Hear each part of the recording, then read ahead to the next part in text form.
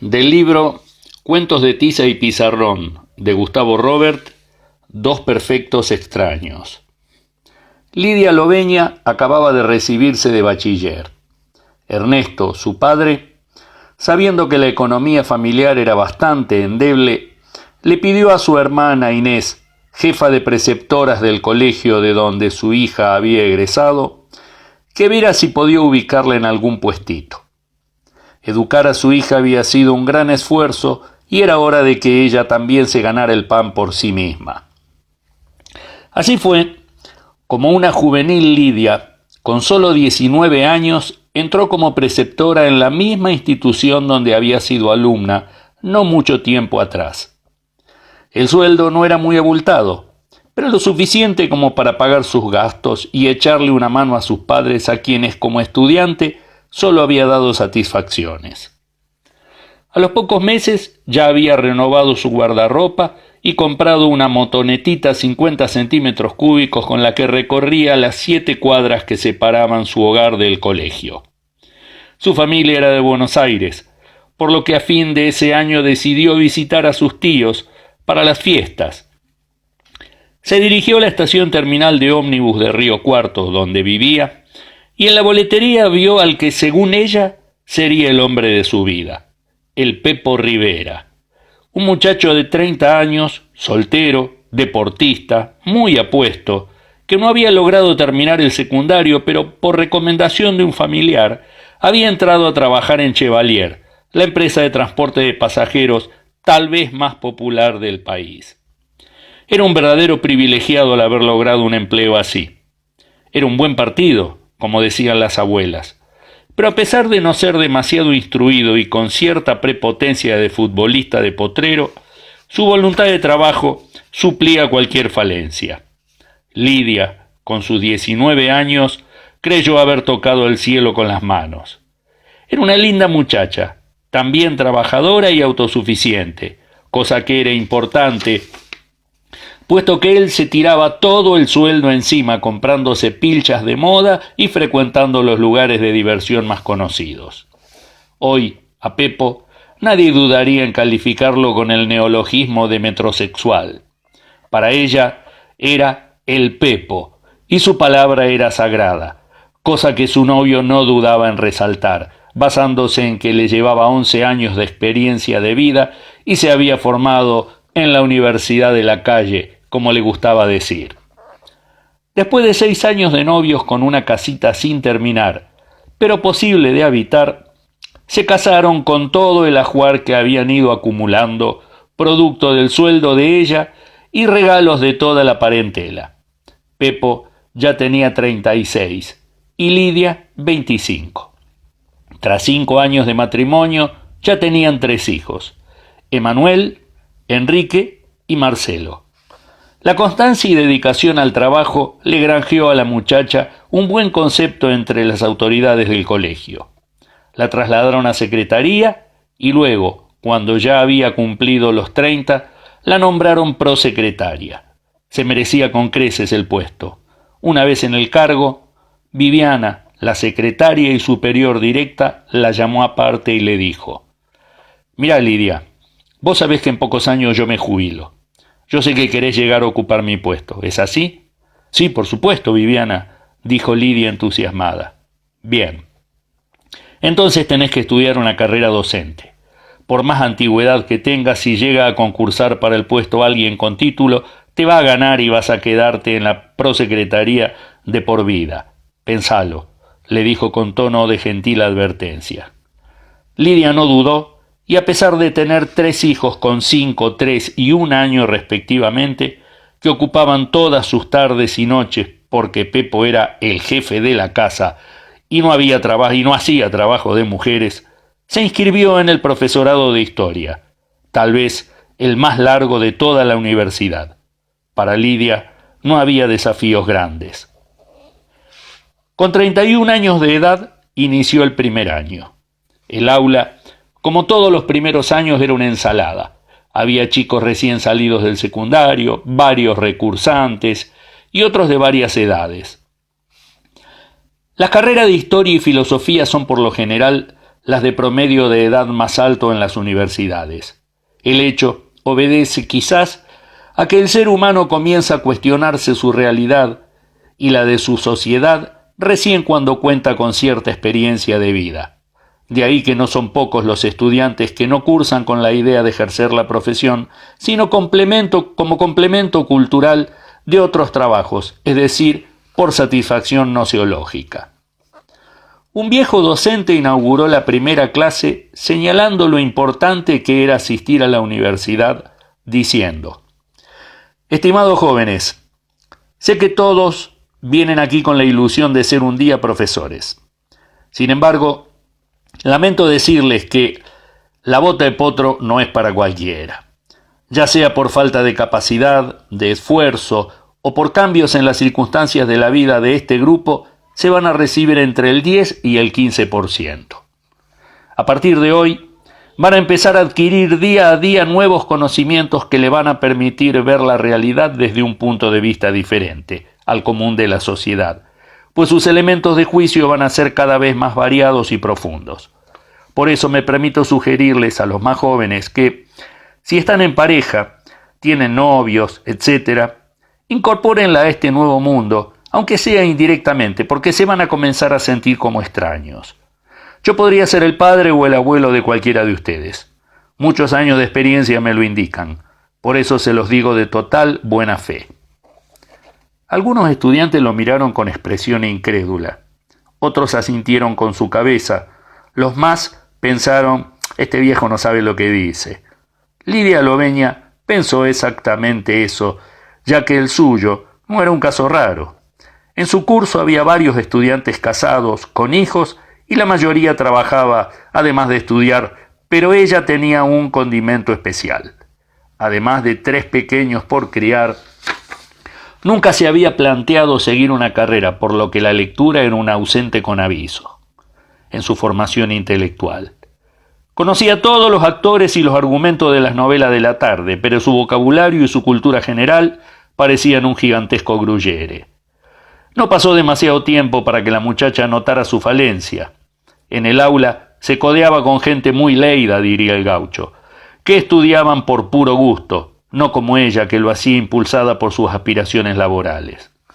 Enseguida se arrimó a un grupito de 3 compañeros con los que comenzó a preparar los exámenes parciales y evacuar las dudas surgidas durante el cursado. Ana de Vincenti, joven intelectual muy extrovertida e informal. Liliana Andreani, maestra primaria que deseaba ser profesora. Y Horacio Palacios, abogado y novio de Liliana, quien era en cierta forma el pilar intelectual del grupo. Entablaron una hermosa amistad entre los 4. Se reunían alternadamente en la casa de cada uno para repasar los temas dados cada semana en las diferentes materias.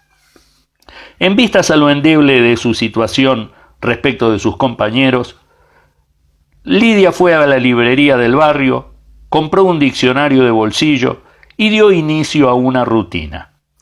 Todos los días, antes de ir a clase, arrancaba una hoja al librito y la leía una y otra vez durante su ida y venida de la universidad.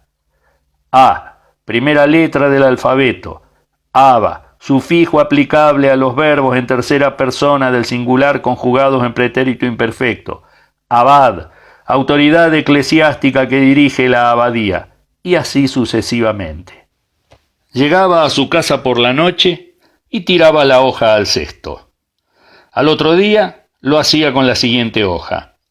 Adela, nombre propio femenino de origen germano que significa noble, a tal. Adelfa, botánica, femenino, arbusto de corteza lisa, grisácea y porte erecto. Así, Lidia se puso a tono. En menos de 2 años había leído casi los 15.000 vocablos de su pequeño diccionario. Y a pesar de que solo recordaba 1 o 2 definiciones de cada 10, su léxico había aumentado a más de 1.500 palabras, cuando una persona normal se maneja con no más de 300 o 400 términos. Al cabo de unos meses de iniciado el ciclo lectivo del 2º año, el grupo venía funcionando a la perfección. Llegaron los exámenes parciales y todos los aprobaron con comodidad. Una noche, volviendo los novios de la universidad, Horacio le dijo a Liliana: «Amor, ¿vos no notaste algo raro en Pepo?» «Sí, a ver si pensás lo mismo que yo», respondió la maestra con algún dejo de sospecha. «A él le molesta que vayamos a estudiar con Lidia, ¿no?» «Estaba pensando lo mismo. ¿Estará celoso?», respondió ella. «Creo que el tema no pasa por ahí. Fíjate el esfuerzo que está haciendo ella. Vive con el diccionario en la mano y en 1 año y medio su nivel intelectual ha crecido muchísimo. ¿Vos pensás que eso puede molestarle? Tendría que estar orgulloso», afirmó Liliana. «Te olvidás que es el jefe de la casa, como dice ella. Y con lo machista que es, no creo que le haga mucha gracia que su esposa crezca más que él». El tema pasó a ser una conversación superflua como tantas que tienen los novios, pero no dejó de ser una verdad. Los meses pasaron. Llegaron las vacaciones y los exámenes finales. El grupo nunca dejó de reunirse para preparar materias, ni siquiera durante las fiestas. El verano golpeaba con un calor sofocante. Un domingo al mediodía, cuando en la casa de Horacio sonó el teléfono, los novios estaban almorzando en familia. Atendió el abogado, que escuchó un llanto desgarrador diciendo: «¡Horacio! ¡Pepo me dejó!», dicho por una Lidia al borde de un ataque de nervios. «Lili, en lo de Lidia se armó. Vamos para allá», dijo el novio.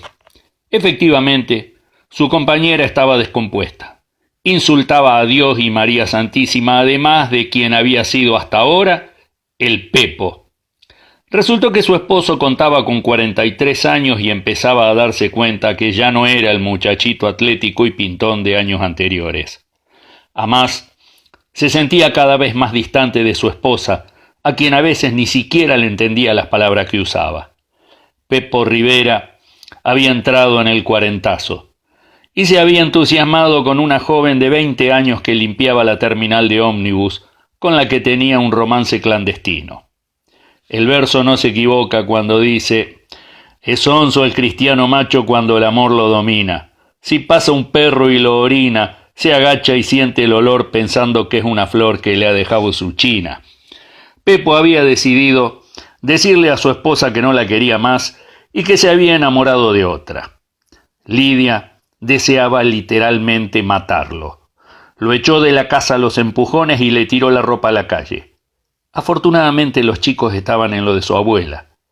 Despechada, amenazó con buscar a sus hijos y decirles la verdad, pero Horacio y Liliana la calmaron. «Pará, Lidia, tranquilízate. Pepo en este momento no debe saber dónde está parado. Él se calentó con una minita, pero ya se le va a pasar. ¿Vos lo querés todavía?». Ella, sin dejar de llorar, respondió: «Es un hijo de puta, quiero que se muera». «No le digas nada a los chicos. Espera unos días que va a volver con el caballo cansado», le aconsejaron. Efectivamente, no transcurrió un mes y, tras la correspondiente reconciliación con los perdones consabidos, Pepo estaba nuevamente en casa. Los chicos nunca se enteraron de lo ocurrido. Como corolario a la felicidad restaurada, a él lo nombraron jefe de la boletería, con 2 empleados bajo su mando. Ahora, el Pepo era, al decir de Lidia, gerente de la empresa. Los chicos fueron creciendo y algunos años pasando. Los roles en el hogar de los Riveras también fueron cambiando.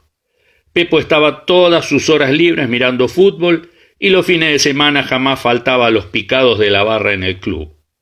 Los chicos veían a su padre como un héroe, pero al llegar las dudas, cuando hacían las tareas escolares, la palabra sagrada ya no la tenía el jefe de familia, sino su compañera. Venía Emanuel y preguntaba: «Papá, ¿qué festejamos el 9 de julio?» «¿Qué sé yo, nene? Preguntale a tu madre». Ella, mientras cocinaba, explicaba con paciencia y amor todas las dudas de sus 3 hijos. «Papi, ¿me enseñás a dividir con decimales?» «Déjame de joder, Quique, que te enseñe tu mamá», contestaba ofuscado.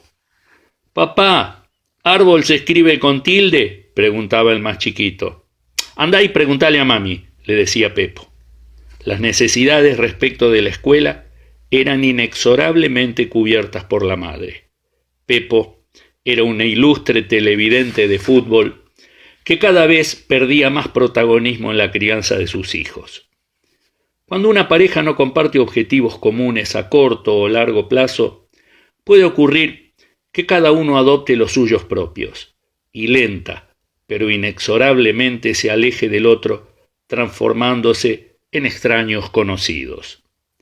Lidia descubrió un mundo nuevo en la universidad, un ámbito donde cada miembro entra todos los días con una mochila vacía y sale con ella llena de conceptos, conocimientos y elementos de análisis nuevos para enfrentar su realidad. Quiérase o no, esas instituciones son motores que impulsan el crecimiento intelectual de la sociedad, y aquellos que la frecuentan son los más privilegiados al momento de capitalizar sus aportes. A lo largo de los años de estudio de Lidia, Pepo nunca salió de su mundo y de su boletería en la terminal. Claro, para una muchachita de 20 años que no tuvo acceso al estudio, él era alguien a quien admirar.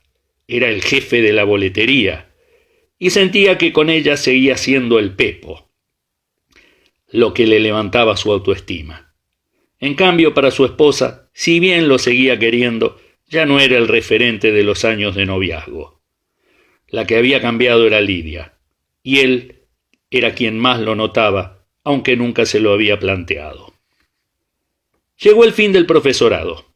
La designaron abanderada de la universidad, algo muy merecido, no solo por sus calificaciones, sino por el titánico esfuerzo que la muchacha había realizado. Lidia ya no era la jovencita que ocupaba la prosecretaría del colegio, sino una mujer hecha y derecha, madre de 3 muchachitos y orgullosa acreedora de un título que le permitiría finalmente concursar por la secretaría. La tormenta acaecida en la pareja unos años atrás había pasado al olvido. Pepo seguía con su rutina, ahora con algunas canas, pero siempre luciendo su estado atlético y su buena presencia. Ese mismo año Viviana se jubiló. Lidia compitió por el puesto y lo ganó. Las cosas en el grupo original de estudio habían cambiado.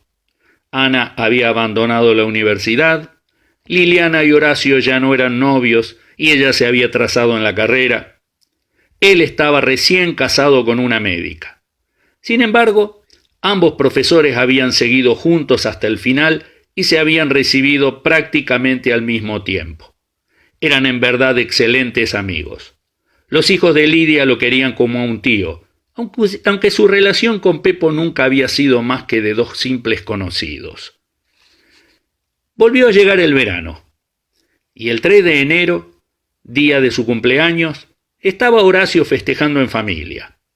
El teléfono sonó nuevamente en el hogar de los Palacios. Él atendió y volvió a oír a una sollozante Lidia que le decía: «No cambió ese hijo de puta», por supuesto refiriéndose a Pepo.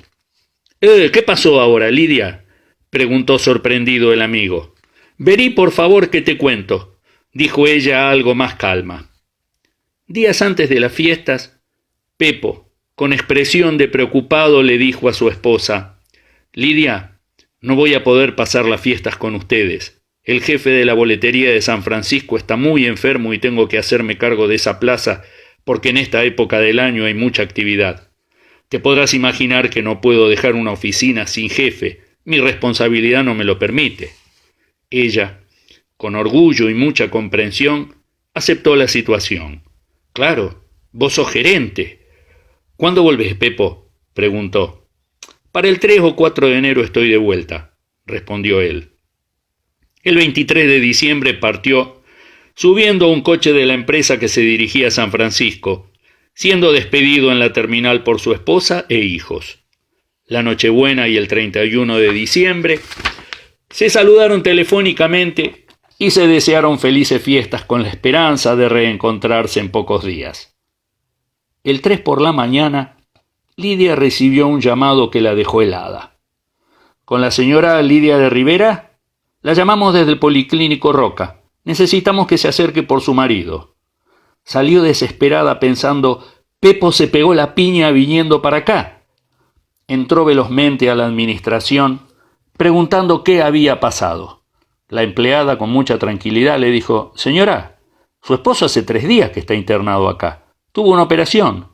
Solo la llamamos porque necesitamos regularizar los honorarios. Está en la habitación número 16». Corrió a ver a su marido y al abrir la puerta encontró a Pepo con un color amarillento y una joven sentada sobre su cama. Lidia, sin poder creer lo que veía, preguntó: «Pepo, ¿quién es ella?». «Soy la mujer», contestó la contrincante con total desparpajo. Sin salir de su asombro, la esposa respondió: «Haceme el favor, Pepo, decile que se vaya, que tenemos que hablar». «Ella se va a quedar», dijo él tomando la mano de la chica. El gesto de asombro se transformó en una mirada intimidante de odio. «¡Sos una mierda!», dijo retirándose y dando un portazo. Pepo había sufrido una apendicitis por los excesos en comida y bebida que había cometido en compañía de su nueva mujer. El ya no tan indestructible Pepo nunca contempló esa posibilidad que se transformó en el detonante de una situación que no supo manejar. De más está decir que esta vez Lidia no lo perdonó. Horacio fue el abogado patrocinante de su divorcio y no le cobró honorarios. Por supuesto, los gastos del policlínico tampoco los pagó. Hoy Pepo está solo y sigue en la boletería. La mujer lo cambió a los 8 meses por uno más joven. Los chicos siguen queriendo a su padre entrañablemente. Emanuel es profesor de historia, Quique es técnico en computación y Marcelo es óptico. Lidia ganó la rectoría del colegio, entró en política y es miembro del honorable Consejo del Deliberante de Río Cuarto. Finalmente, se recibieron el 10% de los ingresantes a primer año. El viejo profesor que inauguró el ciclo lectivo no se equivocó en un ápice. Y a pesar de haber convivido muchos años y haber tenido 3 hijos, Pepo y Lidia hoy son 2 perfectos extraños.